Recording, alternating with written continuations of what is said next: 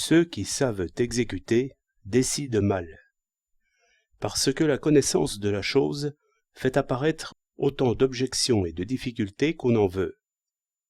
Bref, ce qui n'est que possible, et qui semble tout à fait simple à l'ignorant, apparaît comme impossible à celui qui sait. Il n'est donc pas mauvais que celui qui donne l'ordre ignore beaucoup. Ce qu'Auguste Comte exprimait en termes magnifiques: l'esprit n'est point destiné à régner, mais à servir. Un lycée est plein à craquer, plein d'élèves et plein de maîtres. Mais ce n'est qu'un entassement, inorganique. Cette vie est anarchique, par un mauvais usage du savoir. Il y a des cours spéciaux dans tous les coins, et le temps de chaque jour est rempli jusqu'au bord. De 8h à 11h30, l'enfant reçoit leçon de 3 maîtres éminents. De 13h30 à 16h30, il en entend 2 autres, quelquefois 3. Pendant qu'un agrégé conclut, un autre attend à la porte. Ou bien les élèves traînent les pieds d'un étage à l'autre en portant leurs petits bagages, comme des fantassins à la relève. Non sans tumulte extérieur, sans compter l'ennui, la confusion d'idées, l'ironie, qui ne se voit pas. Cela est assez connu, et même bien compris par les causes.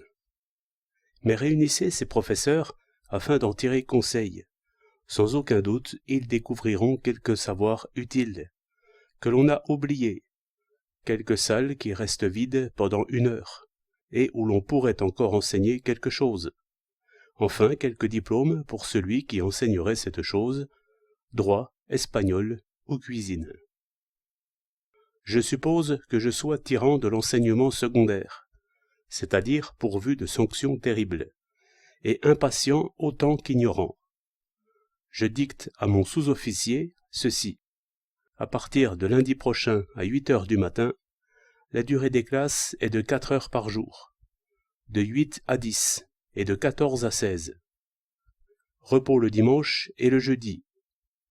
Un seul professeur par classe jusqu'à l'âge moyen de 12 ans. Au-dessus de cet âge, 2 professeurs au plus par classe. Aucune réclamation n'est permise. Les professeurs se réuniraient et délibéreraient, mais cette fois en présence d'une nécessité invincible, ce qui est la condition de toute sagesse.